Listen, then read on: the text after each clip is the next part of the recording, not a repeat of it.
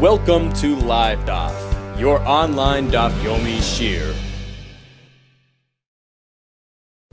Shalom Aleichem and welcome back to today's Daf Yomi Shabbos Daf Chavtes on Chavches Amud Beis, 5 lines from the bottom. Says the Gemara, Omar of Yosef. Now Rav Yosef is referring back to the Mishnah. Perhaps it would be wise to backtrack for a minute to the Mishnah, which is around 20 lines from the bottom. The Mishnah says, Ksilas habeged. We have a wick which is made of a rolled piece of cloth, shekiplav leivhava, that was rolled, that was folded, formed into a wick, but had not been charred yet, had not been burnt by the fire. Reb Lezer Omer, Tmeyahi, this wick still retains its status as a beged, but cannot be used to light.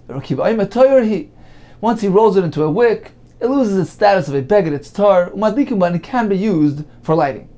So how do we understand these two machlokes, these two disputes in the Mishnah? So the Gemara provides several approaches. Number one on the list was Rav Ada bar Ava, who interpreted the Mishnah as follows. He said both disputes, both discussions are actually interrelated. And he established 4 premises in order to understand the Mishnah properly. Number one, we're speaking about a small piece of cloth which is precisely the size of 3 etzbois by 3 etzbois. This is the minimum shear for a beged to be mekabel tumah. Number 2, we have to know we're speaking about on Yom Tov. Number 3, all agree. Reb Lezer and Reb Akiva both agree that noilad, something which comes about, which gets sort of created anew on Yom Tov, is muktzah and cannot be used as fuel on Yom Tov. So all agree with that we may not use a noilad on Yom Tov. And what is an example of noilad? A shever kli, a utensil kli that broke on Yom Tov. Now we have the broken pieces. This is considered to have been created anew. It's serving a new function now. It's noilad, it's muktzah. And finally, that we all agree that when one lights in their Shabbos, he must stay there, he must keep the flame there, keep on lighting it until the flame is developed sufficiently to the point that it could rise, it could continue on its own. So these are the 4 introductions to place the machlekes of the Mishnah in the proper context. Therefore, says Rav Ada bar Ava, based on the above, we understand why Reb Lezer says that one may not light this wick that was a rolled piece of cloth, which was exactly 3 etzbois. So one may not light it on Yom Tov. Why? Because when he begins lighting it, he burns it a bit, he diminishes its size, and he negates its status as kli. It has no more. It doesn't have the dimension, the size of a kli. It's less than 3 by 3 etzbois, and therefore it's a shever kli. It's noilad. One may not use it on Yom Tov. Therefore, he can't continue lighting it, which is a requirement. He must continue lighting until the flame gets fully developed. Therefore, Reb Lezer says, number one, you should know this is still considered a kli. Even though the cloth was rolled into a wick, it still has a Torah's beged. It has the status of a beged. Because merely rolling it into a wick does not negate its status. It's still a beged. And therefore, when he goes and lights it, he turns it into a shever kli on Yom Tov. Now it's muktzah, and he can't keep on lighting it.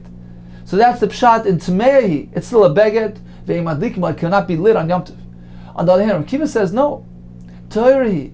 Once he rolled this wick on Erev Yom Tov, by doing so he negated. He was mevatel the shame kli, the shame beged. It doesn't have the status of a beged anymore. It's a wick. And therefore, Rav Akiva says, certainly one may light it on Yom Tov. What's wrong with lighting it on Yom Tov? It's as always lighting a piece of wood. So this was the explanation of Rav Ada bar Ava, who placed the Mishnah in a certain context and explained that both machlokes, both disputes regarding Tumah v'Tahara and regarding the allowance to light it are actually interconnected and interrelated. Continues the Gemara, 5 lines from the bottom. Omar Rav Yosef. Now I understand what my teachers or my Rebbeim taught me that Gimel al Gimel mitzum tzamis. Halacha regarding a piece of cloth that is precisely 3 by 3 etzbois. I couldn't figure out what exactly does this teaching pertain to. In order to be mekabel tumah, certainly if it's bigger than 3 etzbois, it's mekabel tumah. So what was the point of discussing a case which had a piece of cloth exactly 3 by 3 etzbois? Now I understand. It pertained to this halacha now Mishnah, to this machlekes In turn of Lezer and Rekiva, who indeed were discussing this exact type of material, which was 3 by 3 atzbois, mitzum, tzamais, precisely. Continues the Gemara. Umid the commentaries of Ada bar Ava, Ali with Rav Yehuda, the fact that Rav Ada bar Ava interprets the Mishnah based on the premise of Noilad, on the Isser of Noilad, which is the Shita of Rav Yehuda.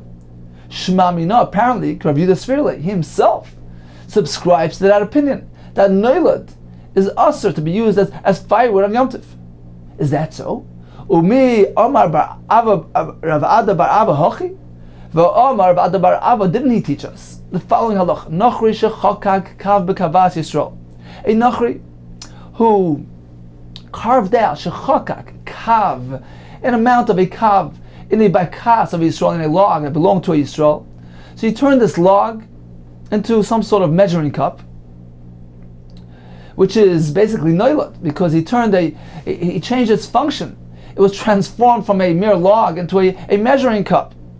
Ma'asika b'Yom Tov. The Yisrael may indeed use this piece of wood on Yom Tov. And the Farshim speak out. The Gemara is discussing specifically a bakas Yisrael, a Jewish-owned log. And as the Gemara will ask, but isn't this noilad? Because only a Jewish-owned log would have the concept of noilad applied to it. Because this transformation from a log to a measuring cup is completely unanticipated and unexpected. It's as though it was created anew on Yom Tov. It wasn't designated for this. It wasn't prepared for this, because a Yisrael may not form a log into a measuring cup on Yom Tov. But if it would have belonged to a Nachri, then certainly the concept of noilad wouldn't apply, because a non-Jewish piece of wood can always turn into a measuring cup on Yom Tov. It's expected. It's not muktzah in that regard. It's not considered to be born anew, created anew. It was anticipated that the guy might go ahead and form his log into a measuring cup. So again, the Gemara is specifically giving a halacha chiddush regarding the log of a Yisrael. And since it was transformed, its function changed. Why isn't this noilad? V'amai noiladu. How can you go and use this piece of wood for firewood? It's noilad. It attained a new status. It assumed a new function. So we see that Rav Ada bar Ava does not subscribe to this concept of Issa noilad. Says Gemara, indeed you're right. Rav Ada bar Ava on his own does not hold of this shita. If so, why did he interpret the Mishnah according to this concept? He was merely interpreting the Mishnah based on Rav Lezer and Akiva's opinion. They hold of this shita. But he himself certainly does not subscribe to this shita. Okay, so we have the first approach to the Mishnah, Rav Ada bar Ava's approach, as we explained earlier. Says the Gemara, Rava Amar. Rava will give an alternate approach. He agrees that the first machlekes regarding Tumah will be based on the concept of Rav Ada bar Ava. Rav Lezer will hold that merely rolling the piece of cloth into a wick doesn't negate its status as beged. It's still tmei, it's still considered to be a beged and some kabel tumah. On the other hand, Rav Kiva holds toirahi, rolling it into a wick, it loses its status of beged and it's not makabel tumah anymore.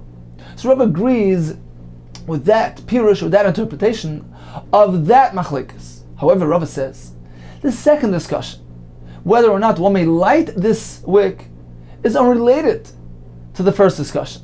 It's two separate machlekes, two separate discussions. So Rav disagrees with Rav Ada bar Ava's interpretation of the machlekes of madlikim ba. Rav Ada bar Ava related it to Yom Tov and noilad. Rav says no, it's a very straightforward, simple machlekes.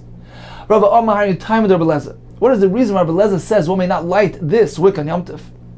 One may not light this wick for Shabbos. It doesn't need to be on Yom Tov. Erev Shabbos, he's lighting the wick for Ner Shabbos. He cannot light it. Why? One may not light for Ner Shabbos a wick which was not charred, because a uncharred wick, a unsinged wick, it doesn't really carry the flame so well as a wick which was already somewhat charged. Therefore, Blessed says for Ner Shabbos, one must make sure to use wicks that were already singed, already slightly burnt, which will catch the fire, because otherwise he's concerned that the fire won't be steady, and perhaps he'll do the gzera of shamayate. He'll go ahead and adjust and handle the lamp, handle the wick, to enhance the flame. So one may not use the psula shein mechureches, v'lo besmar tutin shein mechurechen, or rags that were not charred. Why does he have to state both of them, says the Maral? Perhaps I would think that a rag, since it's soft and rubbed out, it doesn't need to be charred, it would carry the flame properly. So he says no, whether it's a ordinary wick or a smart tutin or these rags, it needs to be charred. So that is the sheet of Rebbe Lezer. Ein madlikin ba, because it is a psilas habega shekipla, as the Mishnah says, kipla v'lo yivhava. It wasn't yet charred. And apparently Rebbe Kiva is not concerned. He says, madlikin ba, we can light even a wick which was not charred. Okay, so this is Rava's approach, again explaining the second dispute contained in the Mishnah. So continues the Gemara. Ella, according to this, how are we going to understand Rav Yosef? Ella had the Tanya of Yosef. He taught us in the name of his teachers, Gimel al Gimel mitzum tzamis. There was some halacha regarding a patch, a small piece of cloth, which was precisely 3 by 3 etzbois. To what halacha does this pertain? So previously, we applied this halacha to our Mishnah, because according to Rav Bar Ava, our Mishnah was discussing precisely this case of Gimel al Gimel mitzum tzamis. And that was the halacha of Rav Yosef. It related to our Mishnah. According to this approach of Rava, there's no mention, there's no discussion of this type of cloth in our Mishnah. Why? Because once again, Rava interprets the machlokes, the two disputes in our Mishnah as follows. There's one machlokes regarding tumah, whether a rolled piece of material, whether it was rolled since it was rolled, it turned into a wick. Nevertheless, Rebbe Lezer says it's still a beged. Rav Kiva says it loses the status of beged. So this is regardless of its size. It has nothing to do with precisely 3 by 3 etzbois. The second machlokes regarding the allowance to light it is unrelated to this. It's a side point whether one may light a psila she'ein mechureches, a wick which was not yet charred. So we find no mention, no hint of this type of piece of material, of a piece of material which is exactly 3 by 3 etzbois. Unlike Rav Bar Ava's approach, that interpret the Mishnah to be referring to specifically this type of material, which is exactly 3 by 3 etzbois, and when you light it, it becomes shiver kli, etc.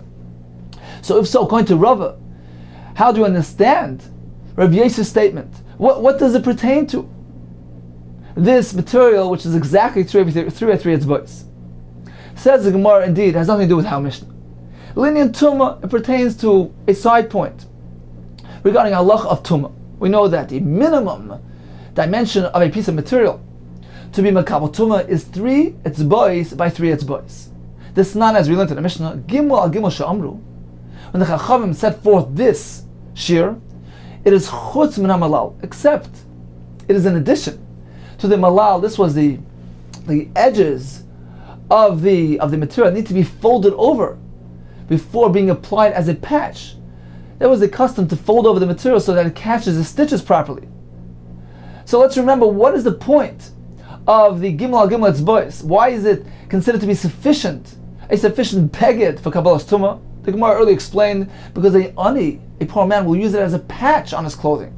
Now, in order to use this as a patch, he needs to first fold over the edges. Says Reb Shimon, if so, the shiur must include the edges as well. When we speak about a patch 3 by 3 etzbois, which is the minimum requirement for Kabbalas Tumah, we must add to that a bit to enable to actually attach it onto the beged and create a patch, which will result in covering an area of 3 by 3 etzbois. Again, the snan gimel gimel she'amru, the patch which is 3 by 3 etzbois and is makabel tumah. You need to also factor in the malal chutz min malal, that's an addition to the folded over portion.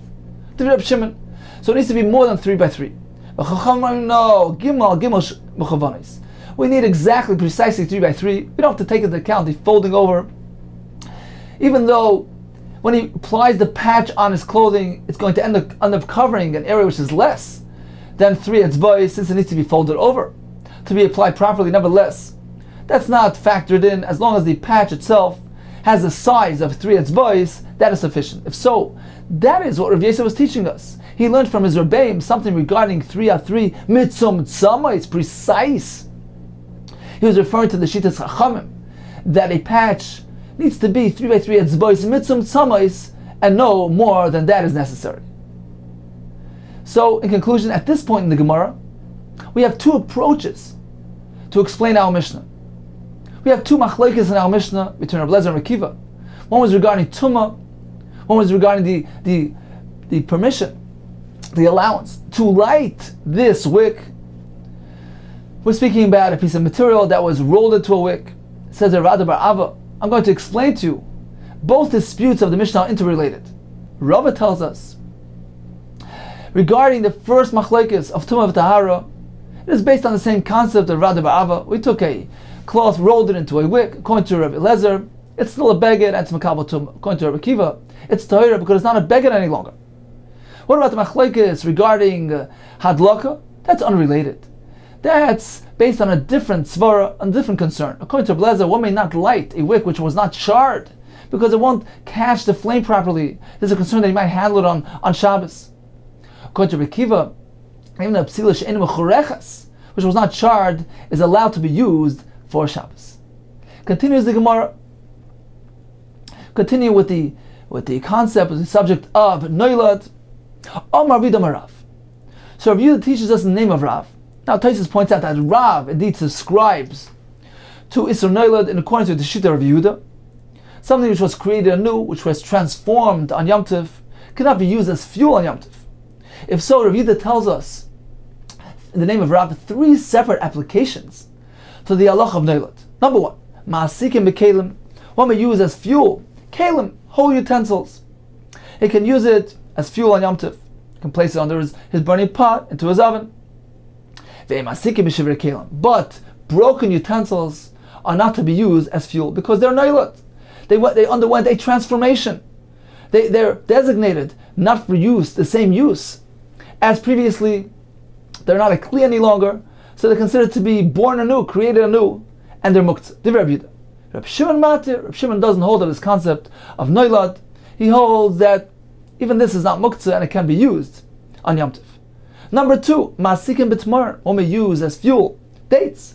Achlan, but once he eats them and he's left with the pits, masikim b'gari name. He can't use the pits as fuel. Why? Because here again, the pits underwent a transformation of functionality. Up until now, they were part of the mother fruit. They were considered part of the fruit entity, part of the date. Once they got separated, they assumed a new identity. And this transformation is called noilat, and therefore it can't be used as fuel. Divrei Rabbi Yehuda. Reb Shimon matir, he doesn't subscribe to this issur of noilat. Number three, masikim b'goizim. One can use nuts as fuel on Yom Tov achlan, but once he eats them and he separates the shells from the nut, masikim the same, cannot use the klipa, the shells, as fuel on Yom Tov, because here too there was a noilat, there was a creation. These shells up until now were part of the nut. They were protecting the nut. As the Mepharshim point out, that the pits of the date and the shells of the nut were serving as a shomer, safeguarding the fruit, safeguarding the nut, and they were functioning in a certain manner. Now that they were separated, they underwent a transformation of designation. They're not designated anymore to be used as a shomer for the fruit, and this is considered as though they came about on Yom Tov, and it is noilat. It is muktzah. Divrei Rabbi Yehuda. Reb Shimon matir, he doesn't subscribe to issur noilat. So you have three cases, says the Gemara. Why all three necessary? Utzricha, indeed, they're all three necessary. The Yashmin Kamaisa, because if Rabbi Yehuda would only taught us the first application regarding the shivrei kelim, I would figure that is considered to be noilat. But he come Rabbi Yehuda, there Rabbi Yehuda prohibits. He considers it to be noilat. Why? Because that underwent a very traumatic transformation. Mishom de Meikar Kli, Vashta Shever Kli. Initially it was a whole vessel, and now it's a merely broken vessel. This is indeed considered to have come anew on Yom Tov, to have been created anew. It's a noilat, it's a new entity. But in the case of the pits, to use the pits of the tmarim, the dates, the Meikar Garinen, initially the pits were pits, even when they were inside the tmar, v'ashta garinim, and now also they're pits. So the pit itself hadn't undergone any physical transformation like the kli had. Perhaps I would think this is not noilat, since there was no physical transformation, hadn't changed its appearance. So although it transformed in its functionality, perhaps that's not noilat. Therefore, Yehuda needs to teach us, yes, indeed, this too is noilat. since it changed its designation. Up until now, it was serving as a shomer for the pri. It was safeguarding the freshness of the date, and now it's designated to be used as firewood. That's a new shimush, a new designation. That's noilad. Therefore, it needs to teach us the case of the pits. If he only would have stopped there, perhaps I would think havamina. A gar in a pit is noilad because it did change somewhat in its appearance as well. Havamina, I would think the mikor machasyon. Initially, it was covered by the fruit. Vashta magalia, now it's revealed. So it did undergo some sort of change in its appearance. So perhaps that is noilad. Aval klipi egoizim, but by the shell of the nuts, the mikor miglu. Initially, it was revealed. Vashta miglu, now it's revealed. So there's no real transformation, even in its appearance. Emashapidami, perhaps that's not noilad. Tzricha. Therefore, it needs to inform us. Yes, indeed, the concept of noilad applies to shells as well. And again, the reason is because the designation, the shimush, the use, the functionality was transformed, was changed. And it is considered as though it came about, it was recreated on Yom Tov. It's considered noilad and muktzah. Continues the Gemara. So Rav Yehuda quoted Rav, and he applied the concept of noilad to all three of these cases, to the broken keli, to the pits, and to the shells. V'hada Rav Yehuda, quoting Rav, he didn't actually hear it explicitly from Rav. V'hada Rav la b'ferish itmar. It wasn't stated explicitly. El mechlol itmar. It was implied from a story. Rav Yehuda implied from a story that Rav indeed applies noilad to all these cases. What was the story? The Rav achal tamri, he ate dates during an ordinary weekday. B'shada kashayis l'bichya, when he was done, he threw the pits into the oven. As apparently it was as fuel. Rav Chia turned to Rav and he said, Bar Pachsi, son of nobleman, this was a complimentary term. You should know, kenegdoi b'yontav aser. If you would do this on Yom Tov, it would be aser, because it would be muktzah. So now it's okay, because on Yom Tov, you wouldn't be able to do this. You wouldn't be able to take the pits from the eaten dates and throw it into the oven as firewood, because it's noilad. So this was a story which implied that Rav indeed subscribes to muktzah, even in the case of the pits. Says the Mar Kibul Minei, was Rav accepting? Did Rav accept this stringency, this chomer, this halach from Chia? Or like Kibul Minei, perhaps he didn't accept it, and he doesn't subscribe to it. Toshma, let's bring it right. The Chiyas Rav al-Bavel, Rav came to Bavel. Ochal Tamri, he ate dates on Yom Tov, and he tossed the pits over to the animals.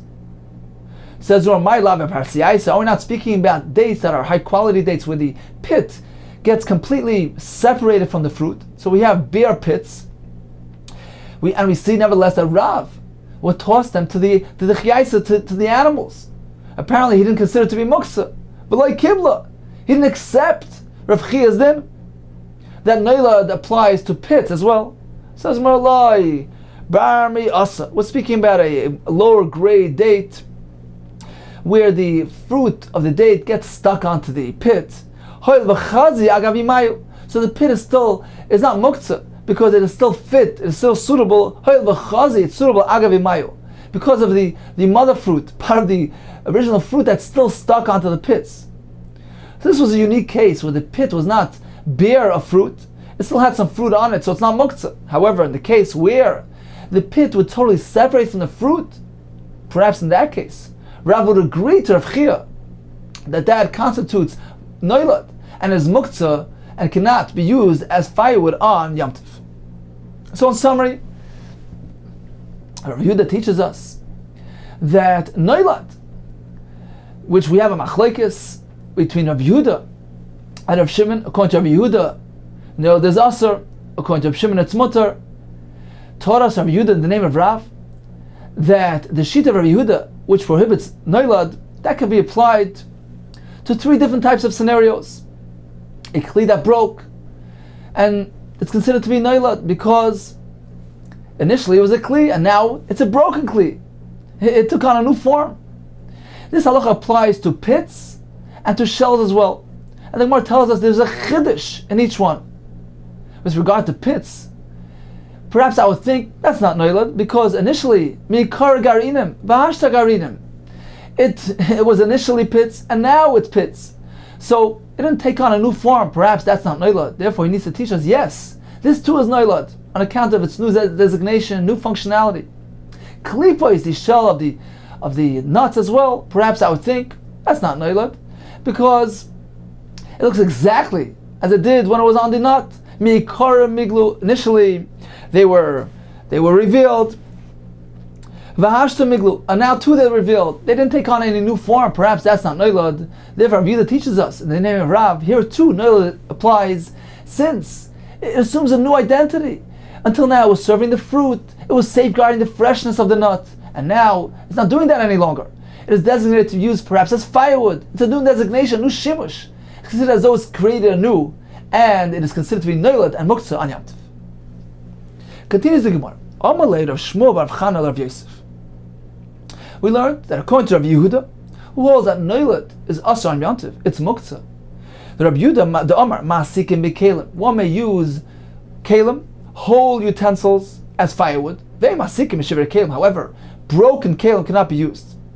Let's analyze this. How can he use a kli for firewood on Yom Tov? Given the adakabu purta, once he begins lighting this kli, havali shiver kelim, it breaks. It loses its status as a kli. It's considered to be a broken kli, and it's noilad. It's muktzah. V'chika mahapech b'yisur kamahapech. Then eventually, when you go ahead and stir the coals, these broken kelim, it's muktzah. How can he go ahead and handle them? V'chika mahapech, when he's going to turn them over, b'yisur kamahapech. It's muktzah. It's noilad. Explains Rav Moshe Feinstein that the Gemara's kasha is, how can you say that one uses a kli as firewood on Yom Tov when a minute later it becomes muktzah? The Chacham should not allow that for a concern that he might go ahead. There's a very good chance that he'll go ahead. Shami yechata. This is our old gzera. Shami yechata. When a person is using firewood, there's a very real concern that he'll stir the coals. So if stirring the coals in this case is asur because it's a shever kli and it's muktzah, how does the Chacham allow him to use a kli initially when it turns into muktzah as soon as it begins to burn? And there's a concern of shema yechata. Says, you want to know what the answer is? There's a solution to this. The avak the Rav Masna, he will follow the halacha of Rav Masna. The Rav Masna, Amarav, eitzim shenashu min hadekel l'tanar b'Yom Tov. So we have eitzim of a dekel of a palm tree that fell into the tanner. He didn't touch it; it fell automatically on its own into the tanner Yom Tov. So these eitzim are noilad because they came off the tree today. Could he use it on Yom Tov? Could he burn it on Yom Tov? Says Rav Masna, yes. There's an eight to the solution. Mar be'etzim muchanim. So he piles on eitzim muchanim, prepared firewood, which are not muktzah, and he's mevatel beroif. He nullifies the muktzah by adding a majority, putting around it a majority of eitzim that are not muktzah. Is batel beroif umasika. Now you can use it as firewood. So this is the concept of batel beroif. And it is matir, the muktzah. Says Gemara here as well. How is he going to be masik? How is he going to use the kli as firewood? Very simple. He lights the kli, and he can place some valid wood around it, and is mevatel the muktzah. It is batel b'roif in the majority of heter, and from now on the muktzah is permitted. He can touch it, he can move it, he can handle it, and stir it. Now the Gemara in Beya actually asks a kasha. How could he add this firewood and be mevatel the muktzah b'roif? Don't we know ein mevatlin is l'chatchila? One is not allowed to nullify isser. He's not going to take heter and pile it onto the isser and make it mutter. He's not allowed to do that. Says the Gemara, that's only regarding isser deraisa. Here we're speaking about muktzah, which is also only midrabanan. So the halacha of ein mevatlin isser l'chatchila does not apply. Tosafos there points out that it's only specifically Isser Rabbanan, which has no ikar min Torah, which is not based, has no source in the Torah. For instance, like the Isser of Muktzah. Okay, let's get back to our Mishnah. Once again, we had the machlekes between Rav Lezer and Akiva regarding a psilas habeget, a cloth which was rolled into a wick. According to Rav Lezer, it's tamei, it's still considered to be a beged. According to Rav Akiva, its beged status was very nullified, and it is tar. the Gemara will present us with another approach, another interpretation of this machlekes. Rav Avnuna Amar, Hacha bepachas mishloish al shlosh askina. We're speaking about a cloth, which is actually pretty big, but is less than 3 tfachim by 3 tfachim. Umikule matloni shanakan. And we're speaking about this type of cloth, which the owner has designated for an insignificant use, for a trivial use, for a shimush kal. As Umar will soon explain, give us examples of this type of shimush kal. So he lends insignificance to this piece of material. He doesn't really regard it as a full-fledged beged. He designates it for some insignificant uses. Now, what is the halacha of this material?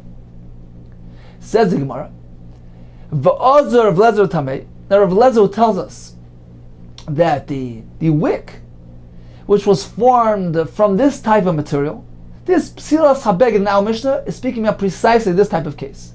He has this large cloth which was designated for some shimush kal, insignificant function, and by doing so it was somewhat degraded from its higher beged status, and he formed that into a wick. According to Rav Lezer, it still retains its status of a beged and is makabel tumah.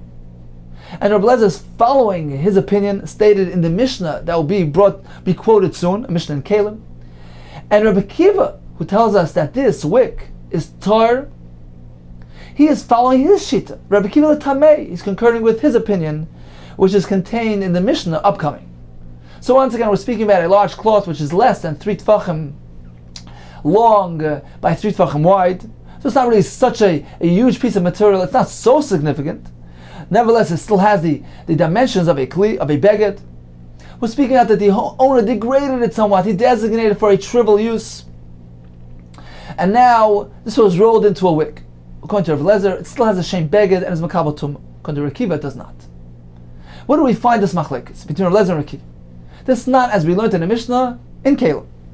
Pachas mishlosh al shloisha. He has a material which is less than 3 by 3 tfachim. Sheiskinai, that the owner designated, he set it aside, prepared it for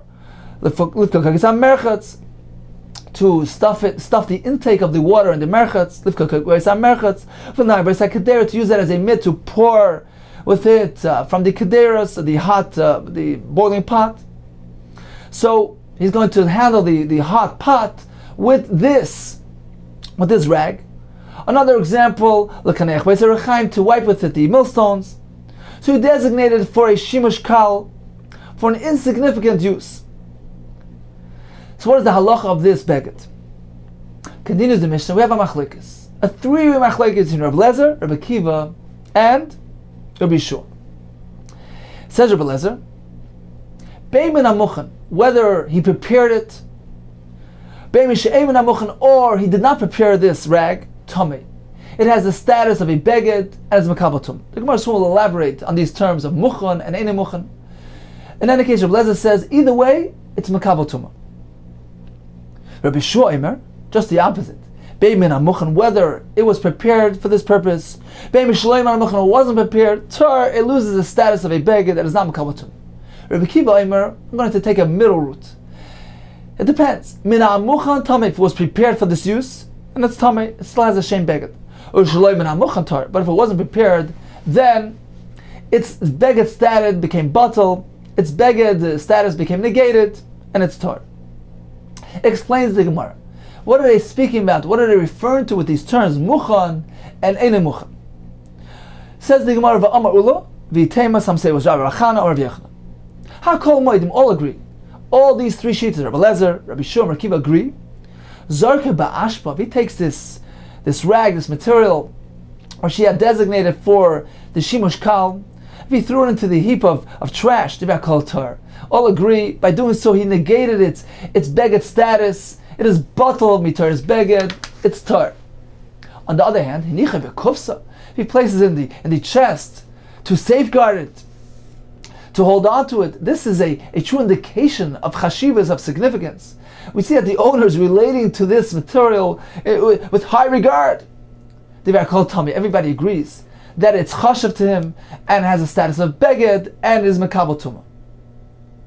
So we have two opposites of the rainbow here. We have the hinicha bekufsa, which is safeguarding it, attributing chashivas to this beged. All agree it has a tin beged and its tummy. It can kabel tumah. On the other side of the spectrum, we have throwing it into the ashpa. All agree that this material, which was already designated for a shimush kal, when he goes ahead and he adds insult to injury by throwing it to the ashpa, he negates it. It's not a beged any longer. It doesn't have a din of kabbalas tumah. What about a middle stage, somewhere in the middle? He didn't actually exhibit a pronounced high regard for this beged by placing it in the chest.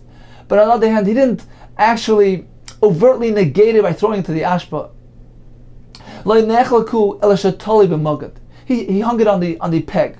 He placed it behind the door. So this is a somewhat intermediary level here. It's somewhere in the middle. It's not completely negating it. It's not completely giving it chashivas and high regard. That is the machlekes in the Mishnah. Rav Lezer Savar, here too, it still has the status of a beged. Rav Lezer Savar, the fact that he didn't throw it away, apparently his mind is still on it. He still likes it. He still wants it. He's still attributing chashivas and significance to this piece of material, and therefore it is still a beged and a makabel tumah. So that's the words. That's the meaning of the words of Rav Lezer. Rav Lezer says, whether he prepared it for these functions by placing it in his chest was certainly an indication of chashivas, whether it wasn't really prepared in such a high level of preparation, he didn't express such high regard for this piece of material. He simply hung it on the peg, placed it behind the door. Nevertheless, the fact that he didn't overtly negate it by throwing it to the ashpa, it still retains its status of beged and his tummy, and his makabel tumah. Once again, says the Gemara, the fact that he didn't throw it, toss it into the trash, apparently that's an indication that he still relates to it with high regard. Says the Gemara, but one second. Rav Lezer says, whether he was meichen, whether it's min hamuchan, he prepared in the chest for future use, or shaloi min hamuchan, he didn't properly prepare it, he put it behind the door, hung it on the peg, it's tummy. Why is that considered to be shaloi min hamuchan? According to Rav Lezer, that is also somewhat of a level of preparation. He's regarding it with chashivas, significance. He's preparing it, he's holding on to it, he's reserving it for future use. So why does he call that the case of placing it on the peg or behind the door with a term of shaloi min hamuchan, as though he hadn't prepared it, hasn't held on to it whatsoever? Oh my Kollel shaloi min hamuchan, says the Gemara, with regard, in relation, in contrast to the high level of preparation, which is the case where he puts it in the kufsa, in the chest. In relation to that, in contrast to that, merely placing it on the peg behind the door, that is a lower level of preparation, and in contrast to the higher level of kufsa, that is called shaloi min hamuchan.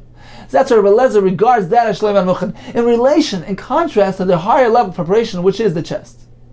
So once again, Rav Lezer holds this piece of material which is less than 3 by 3 tfachim, which was designated for insignificant functions of wiping the millstones, etc. It is considered to be still a beged. It attains its status of beged unless he overtly, explicitly negates it by throwing it into the ashpa. But otherwise, it's still makabel tumah. That's the shita of Rav Lezer. On the other side of the spectrum, we have Rabbi Shua, who holds just the opposite.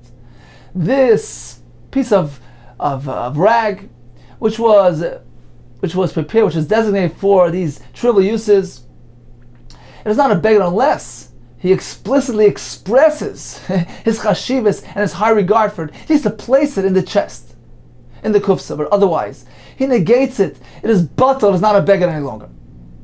It says it more inside Rabbi Shua Savar, just the opposite. The fact that he hasn't placed it in the chest, which would indicate a high regard for this piece of material, bitule batli, anything other than that denotes bittul and negation. So not only placing it into the ashpa, into the trash is mavatalit, but even hanging it on the peg or placing it behind the door. So now we understand Rav Shua's term. Rav Shua says, regardless of it, whether it's shaloi min hamuchan, he didn't prepare it for these uses, he placed it in the ashpa, or even bei min hamuchan, he somewhat prepared it by placing it on the peg or behind the doorway. That's not enough, that's not sufficient to denote an indication of significance of chashivas. It's batal. Says the Gemara, but why does he refer to the peg and behind the door as muchan? If according to Yeshua, that's bittul. That's equated with putting it in the ashpa. So why does Yeshua refer to the peg and behind the door as muchan, as preparing it, which would indicate that he's expressing chashiva and significance for the beged? Says the Gemara, you're right. Even placing it on the peg behind the door is considered to be bittul. Why does he call it muchan? Because in relation to ashpa, when compared to ashpa, which is the absolute lack of preparedness, he's throwing it into the heap, which is shaloi min hamuchan. And relative to that, so placing it on the peg behind the door is considered to be muchan. But nevertheless, halachically speaking, there's no difference between the two. Says the Gemara inside, "V'amai karli muchan." Why does Yeshua relate to hanging it on the peg or behind the door as muchan? Because relative to the lower level of the ashpa, where he's totally negating it, this is considered to be somewhat muchan, indication of somewhat of preparedness. Nevertheless, according to Yeshua, it's not sufficient to denote chashivas, to indicate significance, and has no din of a beged. So according to Yeshua, hanging it on the hook or placing it behind the door is being mavatal the beged and its tar. Rav Akiva, that's the third sheet in the Mishnah, he assumed a middle path. He says, well, it depends. Let's split these two. Let's not equate the hook and the door. But totally b'magad, if he places on the hook, Savakar Blazi holds that's indication of chashivas. By hanging on the hook, he regards to it as a beged, and it is mekabel tumah. But however, placing it behind the door, that's not significant enough. By doing so, he's mavatal Savakar Yeshua. He agrees with Yeshua that is a bittul and his tar. So we have three shitas in the Mishnah, according to Rav Eliezer. Putting in the kufsa, all agree, is considered to be a beged and is mekabel tumah. Placing it in the ashpa, all agree, is considered to be a bittul and is no longer a beged. The machlokes here between Rav Eliezer and Rav Akiva is in the middle stage here of hanging on the hook or placing it behind the doorway. According to Rav Eliezer, in both cases, it is still a beged. According to Yeshua, in both cases, it is not a beged. According to Rav Akiva, hanging on the hook is still a beged. Placing it behind the door is not a beged. Says the Gemara, actually, Rav Akiva seems to have retracted his position and agreed with Rav Yeshua that even placing it on the hook is not sufficient and it is batal and it is tar. Why? Because in our Mishnah we have Rav Akiva stating that Mimai Omarav Midiktani. In our Mishnah it says Psilas HaBeged. So he has the wick which was formed from the beged, and according to Rav Akiva, it loses its status of beged and its tar. Let's take a closer look at the terminology, at the word again. My iriditani psilas ha-beged. Why does the Mishnah say psilas ha-beged? A wick from a beged. Listen, the psilas shel beged.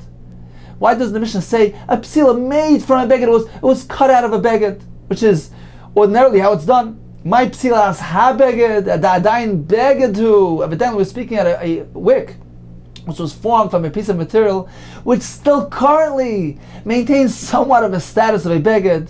Evidently we're speaking about this type of scenario. We have a large piece of material which is less than 3 by 3 tefachim, which was designated for some type of uses, shimush kal, insignificant uses, and was prepared somewhat, was placed on the hook, was placed behind the door.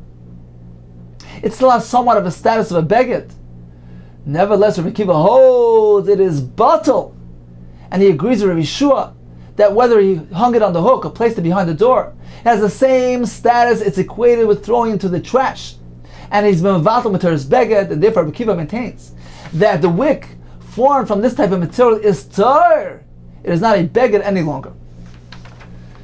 So in summary, we had a Mishnah in Kollel which discussed kuli matlonius, a piece of material which was less than 3 by 3 tefachim, which was designated by its owner for insignificant uses. We have a 3-year machlokes. As the Gemara explained, if he takes this piece of material and puts it into the kufsa, into the chest for safeguarding, all agree that it still has a status of a beged as Makabel Tumah. On the other hand, if he threw it into the ashpa, he certainly is being mavatalit, and all agree that it's tar. The question is, in the middle case, if he somewhat holds on to it by placing it on the hook, or achari adeles, according to Rav Lezer, that has enough significance, is considered to be a kli and Makabel Tumah. According to Rabbi Shua, no, even in those cases, it is batal. Rabbi Kiva adopted a middle route. He says the magah, the hook, is an indication of chashivas, and it's still a beged. The achari adeles is equated with throwing into the ashpa. The Gemara concluded that Rabbi Kiva actually agrees with Rabbi Shua from the fact that in our Mishnah, he discusses a psilas ha-beged, a wick made from a beged, which denotes that we're speaking about a beged of chashivas, a material where the owner expressed some sort of significance towards it. For instance, he hung it on the hook or put it behind the doorway. It is still considered to be tahira. It is batal. It is not a beged anymore. And this is in line with the shita of Rabbi Shua. So perhaps let's take a quick summary of our Gemara. The Gemara was explaining the Mishnah where we had the two disputes between Rabbi Lezer, Rabbi Shua, and Rabbi Kiva with regard to a psilas ha-beged shekipla v'layivava. According to Rabbi Lezer, it's tamei and you can't use it. According to Rabbi Kiva, tahiri umadlikimba. We have three approaches to explain this Mishnah. We began with Rav Ada bar Ava, who told us we're speaking about on Yom Tov, and we're speaking about a small piece of material, exactly 3x3 etzbos. And the machlokes is as follows. According to Rabbi Lezer, this rolled wick is still a beged, and therefore one may not light it on Yom Tov, because when he lights it, he diminishes its size, it becomes noiled, it becomes a shever kli. According to Rabbi Kiva, the rolled wick is not a beged anymore, and therefore you can light it on Yom Tov, because it says, oh, he's lighting a piece of wood. Rava says, let's split the machlokes into two. There's one machlokes regarding Tumah. Rabbi Lezer holds a rolled wick is still a beged. Rabbi Kiva holds it's not. There's another additional machlokes regarding the allowance to light this wick, a wick that's not charred. According to Rabbi Lezer, psila she'en mechureches cannot be used for Shabbos because it doesn't light properly. According to Rabbi Kiva, it can be used. And finally, we have Rav Nuna's presentation, who tells us, I agree with Rava with regard to the machlokes of madlikin. It is based on the question of whether one may light a psila she'en mechureches. According to Rabbi Lezer, no. According to Rabbi Kiva, yes. However, I'm going to explain the other machlokes with regard to Tumah in a different perspective. It is speaking about kuli matlonis, this large-sized material which was designated by its owner for insignificant uses, and was somewhat retained by its owner. It was hung on the hook, placed behind the door. According to Rabbi Lezer, it's still a beged, and it's tamei. According to Rabbi Kiva, it is not considered to be a beged anymore. It is batal materes beged, and that is what Rabbi Kiva says in the Mishnah. Psilas ha-beged is tahiri. It's tahir because it's not considered to be in the status of beged any longer. Continues the Mishnah. One should not puncture an empty eggshell and fill it with oil and place it on top of the lamp so that it would drip and provide the fuel for the lamp.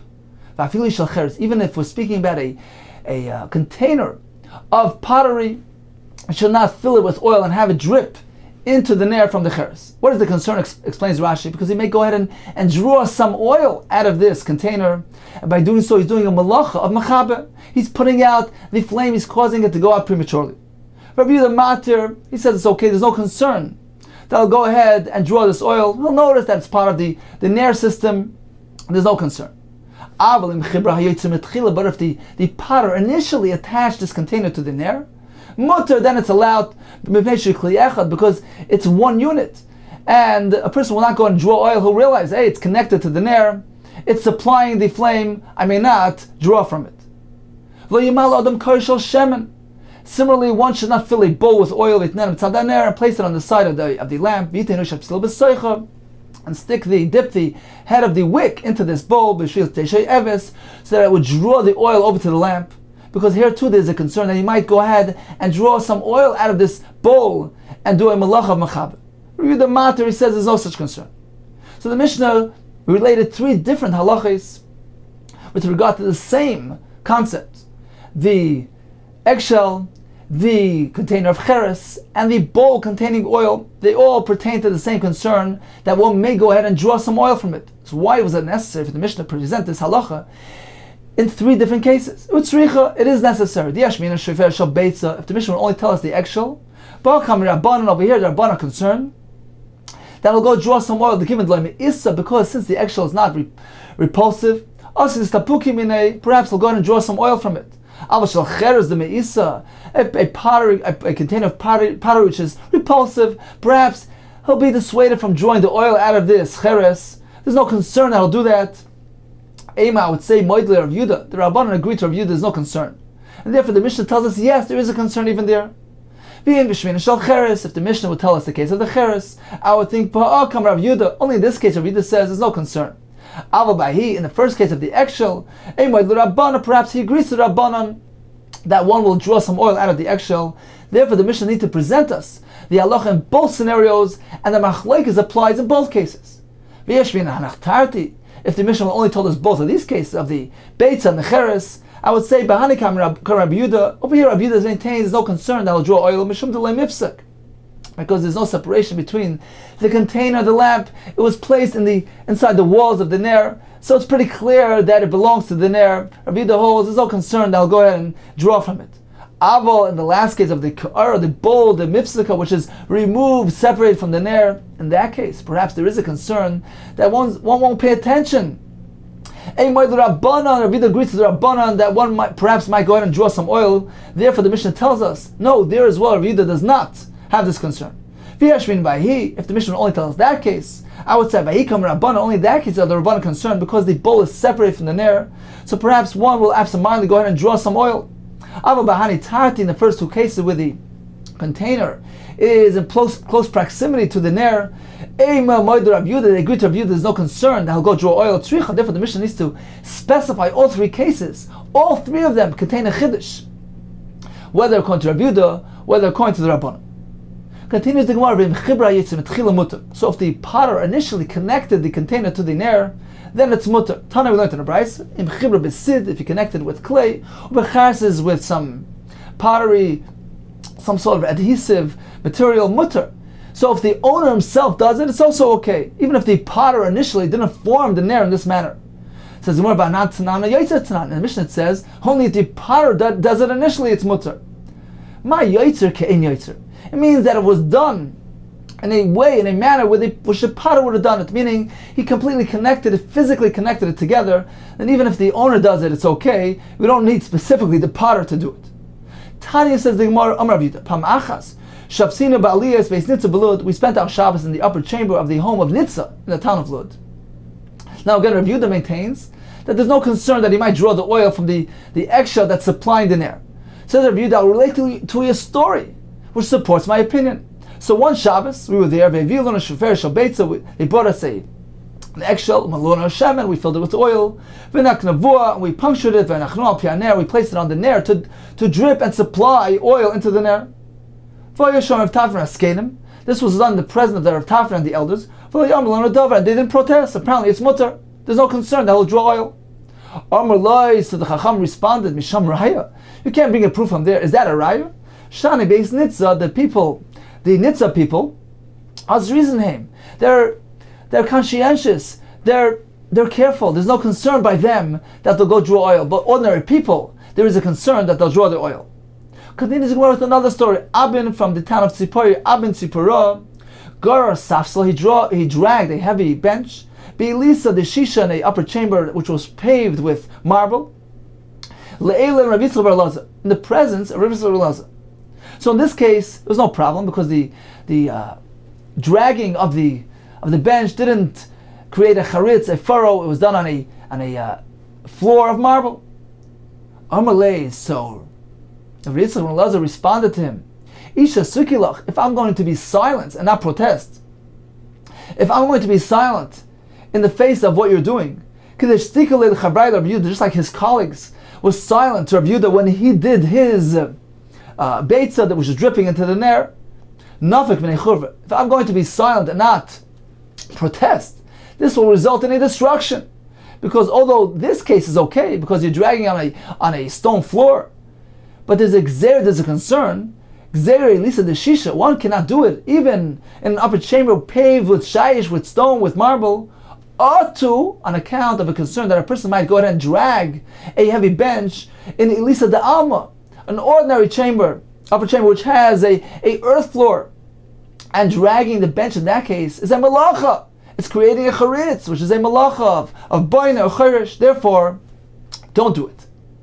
Continues Gemara with another story. Reish Knishta, the attendant, the shamus of the shul in Batra, Garar Safsla, he dragged a bench, le'ela, in the presence of Rav Yirmiyah Rabba. Amalei, sir, Rav Yirmiyah told him, come on, whose opinion are you following? Why do you drag this bench, even though you're creating a furrow? Come on, apparently you're following the shita of Shimon.